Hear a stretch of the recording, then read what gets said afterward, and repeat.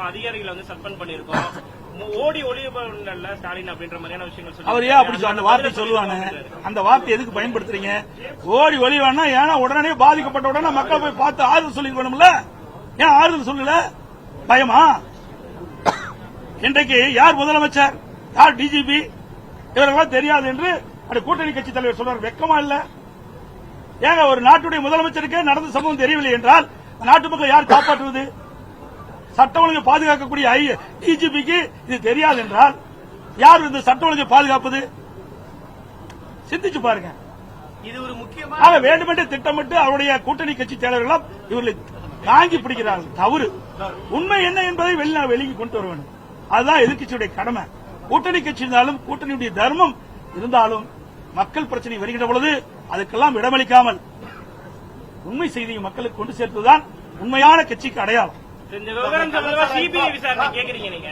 ஆனா இதுக்கு முன்னாடி பல்வேறு பிரச்சனைகள்ல வந்து சிபிஐ விசாரணையோ இல்ல சிபிசிஐடி விசாரணையோ போகும்போது அதுக்கான நீதி வந்து கிடைக்குமா அப்படின்றது வந்து மிக முக்கியமான கேள்வி. இந்த விவகாரத்துல மட்டும் சிபிஐ விசாரணை கேட்டா அதாவது இதுல என்னன்னா ஆளுங்கட்சியை சேர்ந்தவர்கள் சம்பந்தப்பட்டிருக்கிறாங்க.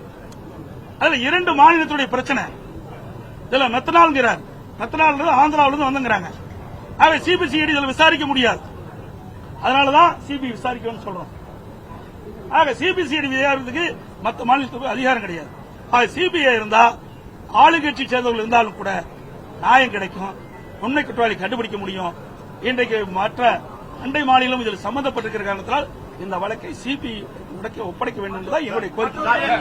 சபாநாயகர் வந்து நீங்க வந்து மக்கள் பிரச்சனை மக்கள் பிரச்சனைக்காக நான் பேச பண்ணி சொல்லியும் சரி பேச விடுறேன்னு மறுபடியும் சொல்லிட்டு மறுபடியும் உங்களை அவர் பேசும்பொழுது முன்னே சபை மரபுன்னாங்க.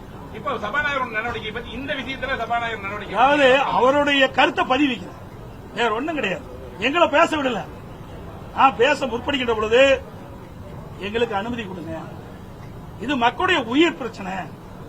இன்னைக்கு தினந்தோறும் பல பேர் இறந்து கொண்டிருக்கின்றார்கள். இன்னும் நேற்றைய தினம் மாவட்ட ஆட்சித்தலைவர் சொல்றார் சுமார் 28 பேர் அபாய கட்டத்தில் இருப்பதாக சொல்கிறார்கள். ஆக இப்படிப்பட்ட நிலைமை இருக்கின்ற பொழுது அரசாங்கத்தினுடைய சார்பாக தெளிவுபடுத்த வேண்டும். நேற்று தினம் பாத்தீங்கன்னா நான் கேள்வி கேட்டேன், எவ்வளவு பேர் மருத்துவமனையில் சிகிச்சை பெறால் எவ்வளவு பேர் இறந்தார்கள், ஒவ்வொருடைய நிலைமை என்னன்னா முழுமையா வரல. ஏன்னா மக்கள் எதிர்பார்த்திருக்காங்க. ஏன்னா தினந்தோறும் இறப்பு செய்தி வந்து கொண்டே இருக்கின்றது. அது மட்டும் இல்ல, மாவட்ட ஆட்சித்தலைவர் சொல்றார் இன்னும் 28 பேர் அபாய கட்டத்தில் இருப்பதா சொல்றாங்க. ஒவ்வொரு நாளும் முக்கிய பிரச்சனை இருக்கின்ற காரணத்தில் அரசாங்கத்தின் சார்பாக இன்றைக்கு சிகிச்சை பெறக்கூடிய நிலைமையை வெளியிடப்பட வேண்டும். இப்படிப்பட்ட கருத்தெல்லாம் அவையிலே தெரிவித்து அரசாங்கத்தின் சார்பாக பதிவு பெற வேண்டும் என்பதுதான் உங்களுடைய நோக்கம். அதற்காகத்தான் நான் கேட்டேன். ஆனா அவர் வந்து அனுமதி கொடுக்கிற மாதிரி சொல்லி பேசி அவருடைய கருத்து பதிவு பண்ணிட்டார். இதுதான் உண்மை. எங்களுக்கு அனுமதி மறுத்து விட்டார். நேற்று காங்கிரஸ் சட்டமன்ற கட்சி தலைவர் செல்வ பிறந்தகை பேசும்போது இதுக்கு மேல அரசு என்ன நடவடிக்கை எடுக்க முடியும், எல்லா நடவடிக்கை எடுத்தாச்சு அப்படின்னு சொல்லி பேசிட்டு இருக்காங்க. சரி, முதலமைச்சர் சொல்றாங்க. ஆமா, அவர் என்ன 25 வருஷம் குத்தகை போய் சரண் அடைஞ்சிட்டார். திராவிட முன்னேற்ற கழக கட்சிக்கு 25 ஆண்டு காலம் ஒப்பந்தம் போட்டுட்டார். அதனால அப்படித்தான் அவர் பேச முடியும். நாட்டு மக்கள் மீது அக்கறை இல்ல. இன்றைக்கு ஒரு காங்கிரஸ் கட்சிக்கு ஒரு தேசிய கட்சி நூற்றாண்டு விழா, அதுதான் எதிர்கட்சி தான். எதிர்கட்சி மாதிரி நினைக்கிறாங்க. அவர்தான் 25 வருஷம் ஒப்பந்தம் போட்டாங்க. எப்படி பேச முடியும்? 25 ஆண்டு காலம் நாங்கள் கூட்டணியில் தொடர்வோம். அப்ப 25 ஆண்டு கூட்டணியில் தொடங்கின்ற பொழுது அப்ப என்ன பேசணும்? அவள் என்ன சொல்றாங்களோ அதுதான் பேசணும். இவர்களால் தன்னிச்சையாக பேச முடியாது.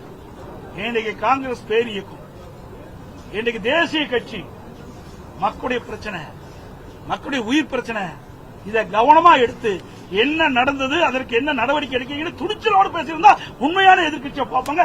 காங்கிரஸ் கட்சிக்கு மரியாதை உண்டு. ஆனா அதையெல்லாம் இன்றைய காங்கிரஸ் கட்சியுடைய சட்டமன்றத்தில் இருக்கின்ற துணைத் தலைவர் பேசல, காங்கிரஸ் தலைவர் பேசல. வருத்தமா இருக்குது. இத்தனை பேரும் தாழ்த்தப்பட்ட மக்கள், ஆதிராவிட மக்கள், அவருக்காக தேசிய கட்சி கூட குரல் கொடுக்குது. கூட்டணி கட்சி தான் பாக்குறாங்க, அதிகாரத்தை தான் பாக்குறாங்களே ஒழிய மக்களுடைய பிரச்சனையை பார்க்கல. இதெல்லாம் மக்கள் பார்த்துக் கொண்டிருக்கின்றார்கள். தேர்தல் வருகின்ற பொழுது அவர்களுக்கு உரிய நேரத்தில் உரிய தண்டனை வழங்குவார்கள். நன்றி.